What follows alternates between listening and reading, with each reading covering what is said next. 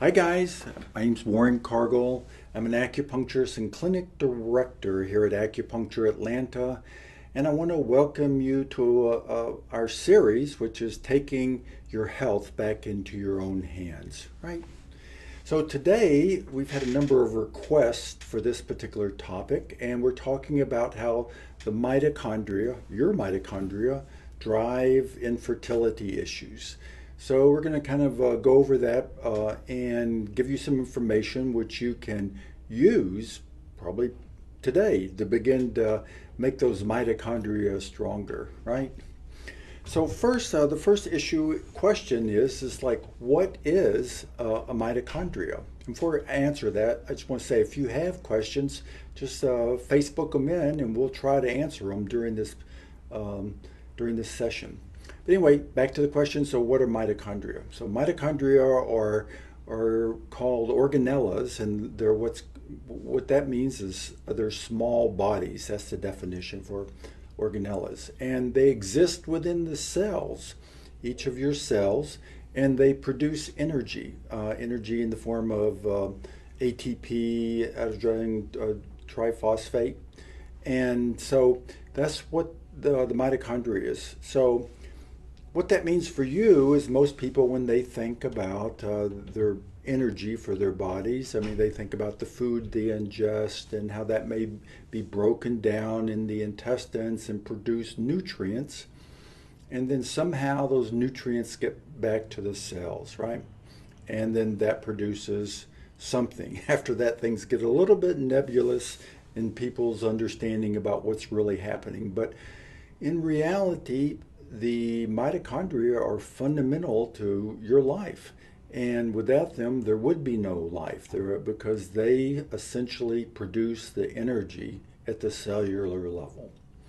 So let me back up a little bit and kind of explain that a little bit more depth, and then we'll come back and catch up what this has to do with fertility and infertility. So for those of you who are familiar with the Rocky and the Bullwinkle show, we're going to take the Wayback Machine and go back like millions of years. And when at that point the earth was just covered with bacteria. That was all there was. Single cell organisms. And one of the constraining factors here was that they could only go so big, otherwise the membrane would collapse due to gravity, right? So you think about a single cell organism, it's absorbing all the nutrients in the ocean that they live in, and they're engulfing other bacteria and things like that. Well, one day something totally remarkable happened, and that event was like changed the whole history of the world. That event was that one organism absorbed another organism, and he was going to digest him and eat him. But the absorbed organism said, hey, hold on just a second. Let's make a deal. I'll tell you what I'll do. If you don't eat me, I'll supply the energy for you as long as you supply the nutrients to me. So they struck a deal. And that deal was phenomenal because what it allowed to happen in the evolutionary process was it allowed for structured, highly complex organisms to develop, where they would have like internal structuring, scaffolding, there'd be other components in there. They would develop into organs, they could develop into bones. So it allowed specialization to occur. So this is how that process occurred. And what you would say is that process is still going on today. We have mitochondria are symbiotes, and there's a symbiotic relationship going on with this. And they live within our body and they produce energy for us as long as we supply the nutrients for them, right? Okay, so there's kind of like an overview, a quick overview of what's happening here with the mitochondria and why they're so important. So, for example, your skin cell. A skin cell may have like 100 mitochondria in it, all producing energy within the cell, for your cell's respiration and energy needs. But when we come to like a heart cell, we will see like anywhere from 5 to 8,000 mitochondria in a heart cell, all continuously producing energy to drive the expansion and contraction of your heart muscle, all 24 hours a day, right? So they're fundamentally important. Same thing with your brain.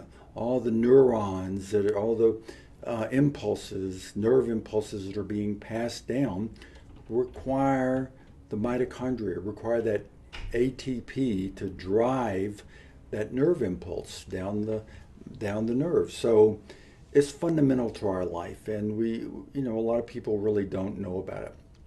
So now here we come to some important stuff about fertility. So with that in mind, one of the things, so here at the clinic we deal with a lot of infertility issues. But one of the things that I've recognized is that the female egg, so I told you how much the heart cell has, I told you how much a skin cell has. Well, the female egg is like phenomenal. It has like 100,000 mitochondria in it. I mean, it's like, massive, right? But when you think about this in the context of an embryo developing over a 9-month period, what happens in that first 3 months of life? What happens is a single cell organism, the egg, develops into a multi-cell complex organism in those first 3 months.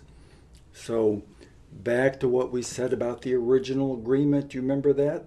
I'll supply the energy, you supply the nutrients.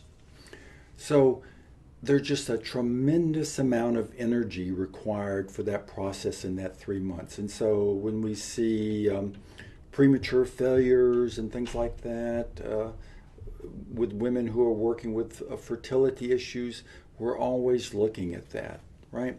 So, I mean, that's just such a fundamental driver, healthy mitochondria within the eggs. Now, a couple of other things to consider here. That, at birth, a female has like 1 million eggs, right? And once they reach puberty, they start ovulating. And there's a process that goes on for like 1 year where these immature eggs are taken and they begin to go through a development process and of maturing and growing. And so finally, within the last month is where they come under the influence of the steroidal hormones like estrogen, estradiol, the progesterone, and the testosterone. So, and then there's ovulation that occurs. So the issue is that, so there's this process that's going on for 1 year, the developing of an egg. And that egg is under the influence of whatever is going on in your body during that time. And that's what's going to give substance, what's going to give to develop these strong mitochondria in that process. Now, one of the things that happens here frequently in the clinic is we have women who show up, they're on the time clock, they're really stressed already. They don't, when I say, look, your eggs take a year to develop and you're going to have to spend that time, that doesn't work for them. And so, we've definitely come up with strategies to kind of speed the process up. But, it's the basic understanding is it's the eggs that are being used in this month are, they've been in a process of 1 year of development. So with that in mind, what makes your mitochondria, what makes your mitochondria strong? What does your mitochondria need? And what can you start doing today to support your mitochondria, right? So let me answer that question. Let me back up one step. So we're talking about the female. So what about those guys here in the process? Well, if you think about those sperm cells, if you think about those little flagellas, those little tails that are whipping around, moving towards the egg, guess what? They're all being driven by mitochondria energy. So if there's weak sperm, it's the same issue. You really want to do whatever you can to improve the quality of the mitochondria, right? So if you guys ever get a chance, look in Wikipedia or something like that online, because there's these amazing images of the sperm cells and it like the little tail almost looks like a little turbine, the way it's being driven, rotary like, and flagellating around. It's a totally amazing process.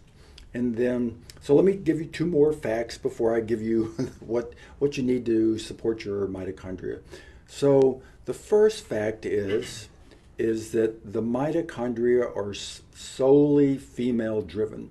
That means that whether you're a male or female, you inherit solely the female mitochondria.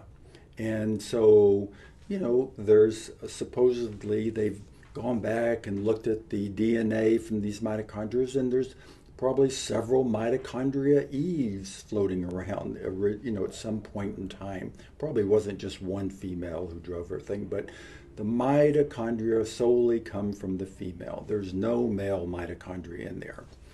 And the second thing is the mitochondria. This is totally fascinating to me. So I told you about the sperm, and they're all swimming towards that egg, and that egg is actually, this huge egg.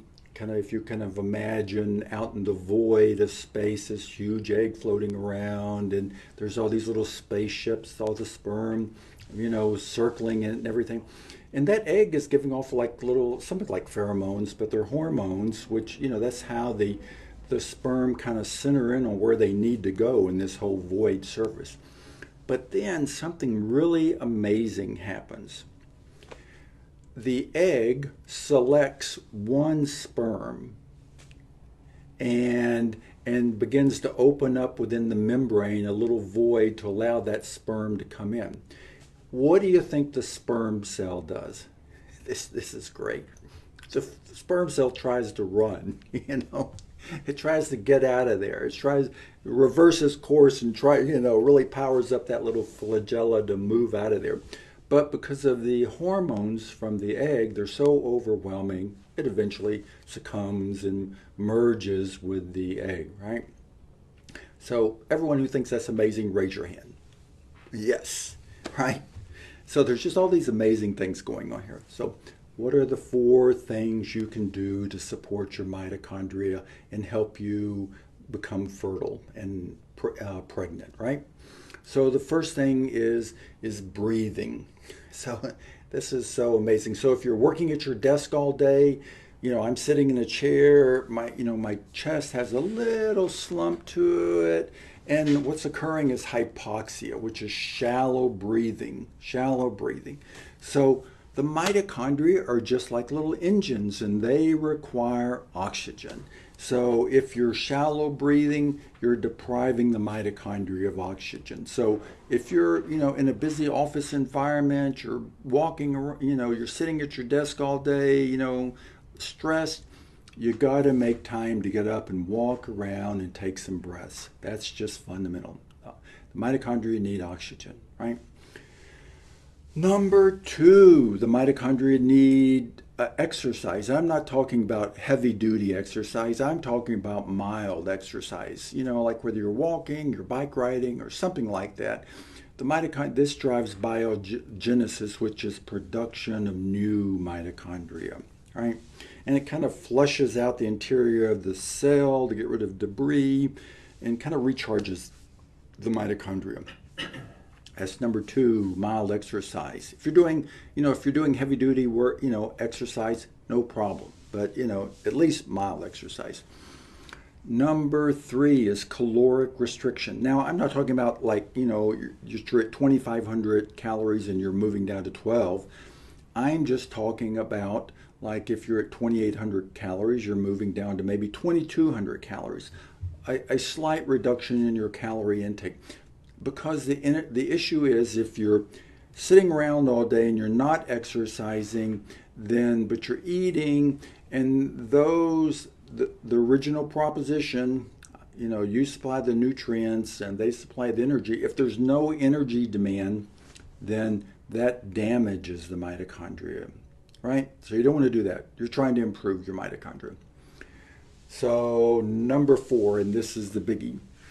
For every unit of sugar you ingest, you get about two mitochondria, you get about two ATPs out of it, 2 units of energy, right? Okay, not bad. For every unit of fat, good quality fats that you ingest, you're going to get about 32 units of energy out of it. So, so the difference is phenomenal. It's a huge difference. And when I'm talking about fats, I'm talking about good quality fats, like avocados, olive oil. You can, organic fats from meats is okay, chickens, fish, stuff like that. Fats are fats, but it just has to be good quality fats. Those are 4 things you can start today to really improve the quality of your mitochondria. So guys, thanks for listening. I hope you check back with us in 2 weeks. We'll be doing another one. And if there's no questions then, nope, so we're good. So I'm going to head and check out for the day. Thanks so much for listening.